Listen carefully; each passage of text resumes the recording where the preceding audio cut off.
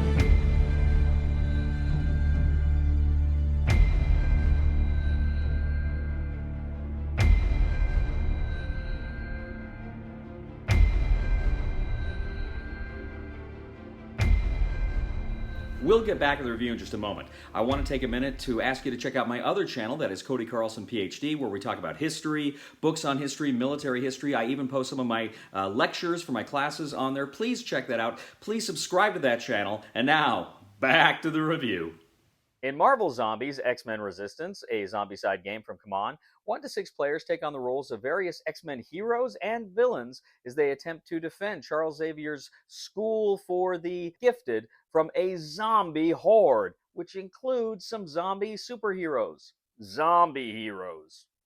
Now, this game stands alongside the regular Marvel Zombies game. This is a standalone expansion, so you can play it as its own game, or you can play it in conjunction with the Marvel Zombies core game or any of the expansions. And in fact, if you want to get the full zombie side experience, this one is going to be kind of important in that, and I'll explain why. Now, I'm not going to go through the basics of Zombicide here. I've covered many Zombicide games in the past, but here I will kind of tell you exactly how this one complements Marvel Zombies and give you my thoughts. Now, as we know in the regular core Marvel Zombies game, you play as zombie heroes that are getting hungrier, that need to eat, they need to devour in order to kind of maintain some level of sentience, and otherwise they just become these kind of ravenous zombies. Here in the X-Men Resistance, you actually play as the heroes fighting the zombies. So essentially here you have all sorts of different characters, you have different kinds and types of zombies that are attacking you, and you have, of course, your own tiles, which represent the School for the Gifted students. Now, first of all, you have 6 superheroes that you can play as. You have Wolverine, Mystique, Storm, Colossus, Rogue, and Magneto. Now, there's going to be 6 zombie heroes that you will be fighting against over the course of the game. These zombie heroes include Iceman, Sabretooth, Cyclops, Psylocke, Juggernaut, and Dark Phoenix.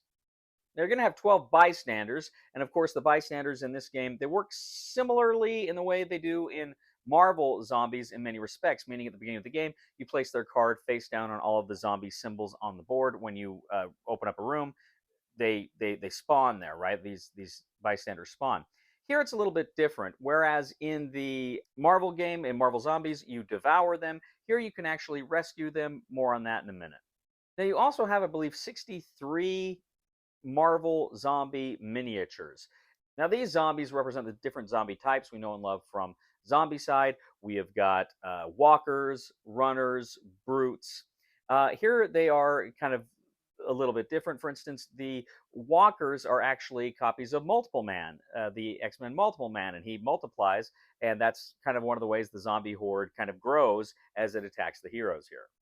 Now, additionally, here you have 9 double-sided tiles here, which are used to create these specific scenarios in this game. Now, your heroes here have specific actions. Now, essentially, of course, they can move for an action, they can attack for an action, either ranged or melee, depending on what their specific abilities are. You can open a door, and in this iteration, you can also open windows. Windows are also a thing that you can manipulate here as well. Now, one of the things you can do here is instead of having the hunger track, you have the power track. Now, just like in Marvel Zombies, where your hunger track goes up once every the beginning of every round, so too does your power. It goes up once at the beginning of every round. But for an action, you can actually power up. You can increase your power level by 2 slots every time you choose to power up. Now, that's going to be important because in Marvel Zombies, when your hunger level got so far, you got to roll an additional dice equal to your hunger level. Here, when you have a certain power level, you can roll those additional dice, but you have to spend the power. So if you use more dice, your power level actually drops.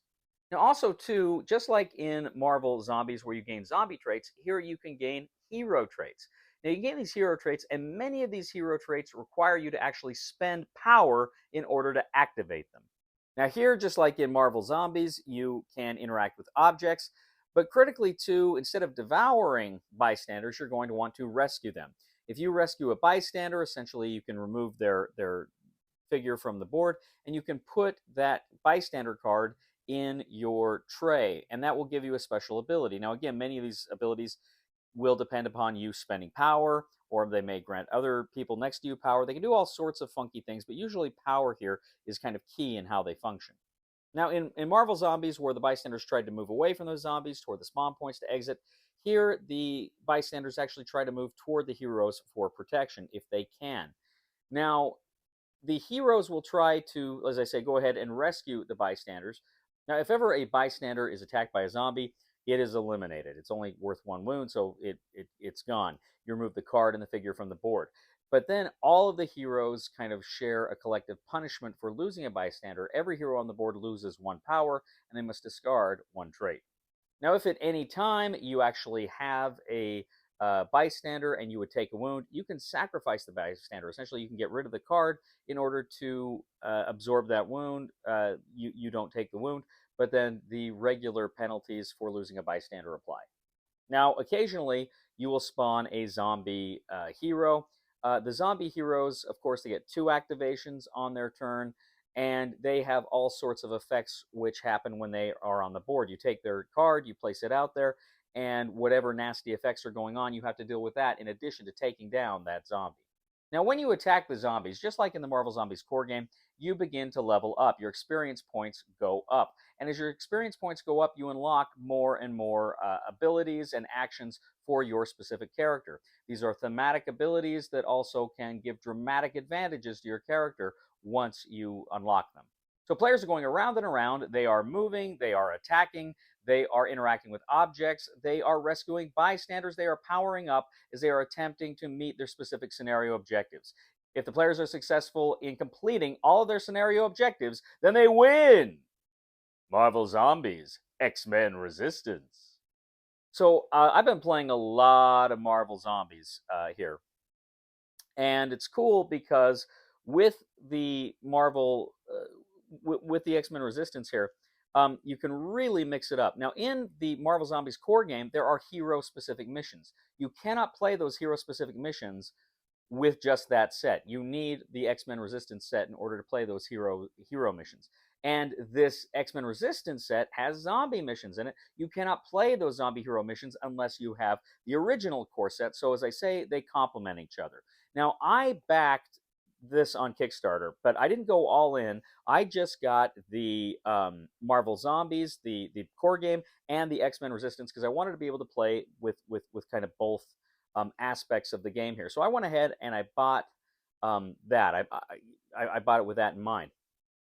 And I got to tell you, I'm really glad I did because this is a new and a fun and an interesting way to play the game. Now, what's cool too is I also, with that Kickstarter back, I got all the Kickstarter exclusive characters, which is cool because you got like some characters who are zombies in the core games. They have the hero version and vice versa. For instance, in the original Marvel Zombies, Captain America is a zombie, but with the Kickstarter stuff, you've got the hero version of him. So that's really cool. I'm really glad where I can play back and forth with those characters here. Not all of them, but some of them. For instance, I think I saw something, an interview with one of the people said Marvel wouldn't let CMON make a zombie Spider-Man. He's too beloved or something. So there's no Spider-Man. There's no zombie version of Spider-Man. So at least as far as I know. But anyway, so that was pretty cool. So I really this is kind of more of a good thing. It's giving you a way to play the game from the opposite angle. And what I like here is you've got a choice. Like in it's funny because in core Marvel Zombies, you've got that hunger track, which is really a good thing. You can roll those higher dice. You get those additional dice for when you're rolling, but you're always mitigated by that. If you get up to 4, you've got to do the devour. You're only limited to move and devour, and so it kind of limits. It keeps you from being too powerful that way by just going up here. And then with this one, it's cool because you got to power up, but once you choose to spend those dice, you lose that power. So right, I can spend, I can go down two power points, but then I'm to spend 2 more die. So I just can't keep rolling the same number of die over and over again like I can in Marvel Zombies, the core game. So I really like some of the choices here. I like rescuing the bystanders, and I like how the bystanders, they act a little bit different. They give some different powers and abilities to the heroes here. I really like that. And I think it's interesting too because in like I said, the Marvel Zombies core game, you've got the cards to play the hero version, but you can't play the hero version unless you have this set. And the same thing is true with X-Men Resistance. You couldn't play the zombie version with just this set. So they're very complementary. And if you like the game, I mean, you could just get one or the other and have fun with it and really enjoy it. But if you want the full experience, I think you need both of these core boxes to go back and forth. And I have, and many times, one night I'll play something with the zombie heroes, and I'll go back and I'll try it with the superheroes, and it's just great fun. I'm loving Marvel Zombies. This, I've always loved Zombicide. This is hands down my favorite iteration of Zombicide. I knew I'd like it. I didn't think I'd like it this much. And Marvel Zombies X-Men Resistance is just like I say, to me, I think it's kind of necessary. If you really want the full experience, I think you need both of these core boxes. I love it. I love the heroes. I was playing one game. I was just soloing one game. And there's this moment where, I got to send the guys into a room to get something, and then they got to go kind of across the building to get to the exit. And as they're crossing the building, the horde is just coming in, and they're coming in through the front door. And there's this moment where Magneto's at the top of the stairs, and all the zombies are just coming right toward him. And I'm trying to pick off some of these zombies, but it's just this massive horde. And just it was so cinematic. You could just see that in the movie with Magneto at the top of the stairs and just this endless horde of zombies coming toward him. And it was beautiful. I lost that game. But it's tremendous fun. I love Marvel Zombies. I love X-Men Resistance. Recommendation for the discriminating gamer for Marvel Zombies X-Men Resistance is buy it. Well, ladies and gentlemen, thank you once again for joining us today on The Discriminating Gamer. As always, we ask you to please leave a comment for us here on YouTube, on Board Game Geek, on our Facebook page, or on thediscriminatinggamer.com. We'd ask you to please like us on Facebook, subscribe to us on YouTube, and follow us on Twitter. And I'd ask you to check out my other channel, that is Cody Carlson, PhD, where we talk about military history, books on history, fun things like that. I even post some of my lectures on that channel. So please check out that channel and subscribe to that channel. It would mean a lot to me. We'd also ask you to please leave a thumb to this video on Board Game Geek. And if you are a big fan of the channel, you like the content we bring you here, I'd ask you to humbly click on the Super Thanks button and leave a contribution. Ladies and gentlemen, what happens when Iron Man, Thor, and Hulk go into an IKEA? Avengers assemble. Please somebody help me on my feet again. And I don't know where I'm going, and I don't know where I've been. Please somebody help me on the solid ground. It's a long time, and I'll be dying.